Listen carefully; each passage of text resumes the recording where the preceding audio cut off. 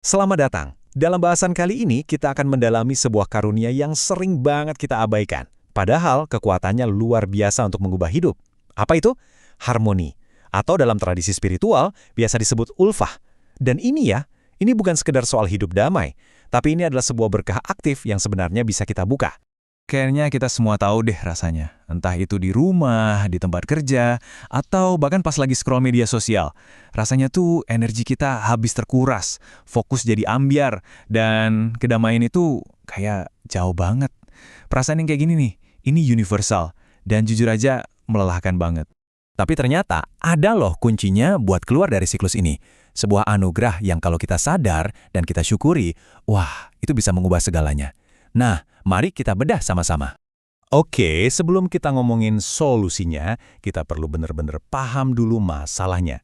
Kita mulai dengan melihat apa sih harga yang harus kita bayar untuk sebuah perpecahan. Apa kerugian nyata yang kita alami waktu harmoni itu hilang dari hidup kita? Coba deh kita lihat perbandingan ini. Di satu sisi, ada hidup yang isinya berantem terus. Suami istri cekcok, kakak adik saling nyakitin, tetangga musuhan. Hidup yang kayak gini tuh bikin kita nggak bisa fokus, jadi nggak produktif, dan bawaannya gelisah terus. Nah, di sisi lain, kalau hidup rukun, itu bawaannya tenang. Hubungan kita jadi kuat, dan pikiran kita jadi jernih buat mikirin hal-hal yang lebih penting. Kutipan dari sumber kita ini ngena banget ya. Hidup seperti di neraka. Ini bukan cuma kiasan, ini gambaran nyata dari stres, cemas, dan gejolak emosi yang kita lihat tadi. Ketika konflik udah jadi rutinitas, rasa damai itu benar-benar kayak barang mewah yang mustahil didapat. Sekarang, kita coba lihat sebuah studi kasus dari sejarah yang luar biasa. Sebuah cerita tentang masyarakat yang udah diambang kehancuran, gara-gara kebencian yang sudah mendarah daging. Coba bayangkan sebuah kota yang terbelah dua. Nah, di Madinah sebelum Islam datang, ada dua suku besar, Aus dan Khazraj. Mereka ini bukan sekedar saingan ya, mereka ini musuh bebuyutan yang kejebak dalam perang selama puluhan tahun. Saling bunuh, saling rampok, itu udah jadi pemandangan biasa. Dan yang lebih parah, api permusuhan ini terus dikipas-kipasin sama pihak luar yang dapat untung dari kekacauan mereka. Permusuhan ini bukan perselisihan kecil-kecilan, ini warisan turun-temurun. Selama bertahun-tahun, mereka hidup dalam lingkaran kekerasan yang menghancurkan tatanan sosial mereka. Mereka itu benar-benar ada di tepi jurang kehancuran. Tapi kemudian, datanglah sebuah katalis. Sesuatu yang membawa perubahan dramatis yang kelihatannya mustahil banget terjadi. Di tengah-tengah kehancuran karena kebencian ini, datanglah sebuah pesan yang sangat sekali baru. Kehadiran Nabi Muhammad membawa sebuah gagasan yang waktu itu radikal banget. Gagasan tentang persaudaraan universal. Inilah titik baliknya, yang mulai menyatukan lagi kepingan-kepingan hati yang sudah lama berserakan. Dan yang terjadi selanjutnya sungguh luar biasa. Rasa dendam yang udah berakar puluhan tahun itu dihapuskan. Hubungan silaturahmi yang putus disambung lagi.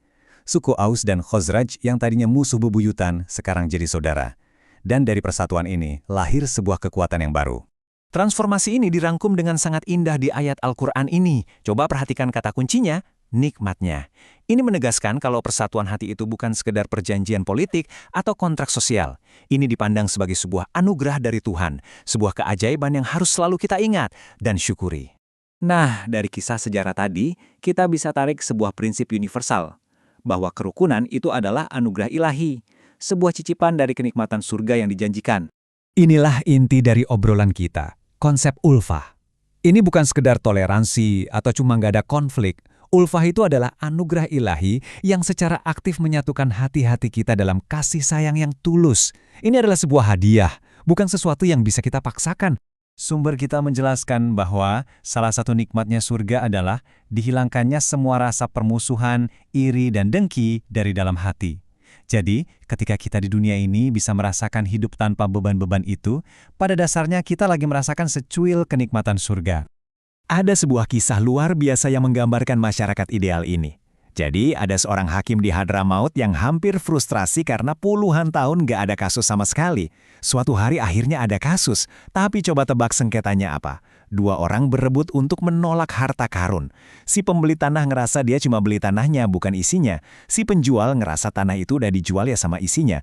Mereka berantem karena sama-sama takut ngambil yang bukan haknya. Luar biasa kan? Oke, sebagai penutup, mari kita bawa pelajaran ini kembali ke diri kita masing-masing. Apa sih peran kita dalam memelihara dan melindungi anugerah harmoni ini? Gagasan utamanya adalah bahwa tugas untuk mempersatukan ini seperti tongkat estafet yang nggak pernah berhenti. Sumber kita menyebutnya sebagai tugas para pewaris nabi, orang-orang yang melanjutkan misi perdamaian ini di zaman mereka. Dan ini bukan cuma buat tokoh-tokoh besar loh, ini bisa siapa saja, termasuk kita. Jadi, kayak gimana sih ciri-ciri seorang pemersatu itu? Mereka itu orang yang kalau datang bawaannya sejuk. Mereka nggak ngompor-ngomporin, tapi justru mendinginkan suasana. Mereka nggak punya kepentingan pribadi buat cari pangkat atau jabatan. Tujuan mereka cuma satu, menyatukan hati orang lain demi mencari ridho ilahi dan membawa rahmat bagi sekitarnya. Nah, ini dia poin krusialnya. Kerukunan itu bukan sesuatu yang datang begitu saja. Ia adalah anugerah yang sangat-sangat berharga. Kita harus menyadarinya, mensyukurinya, dan yang paling penting, menjaganya dengan sekuat tenaga dari apapun yang bisa merusaknya. Jadi pertanyaannya kembali ke kita semua. Kalau harmoni ini adalah anugerah, sebuah hadiah yang menunggu untuk dibuka, gimana cara Anda akan membagikannya? Mulai hari ini, di lingkaran terkecil Anda, di rumah, di lingkungan, apa satu langkah kecil yang bisa Anda ambil untuk menjadi pembawa rahmat? Coba renungkan.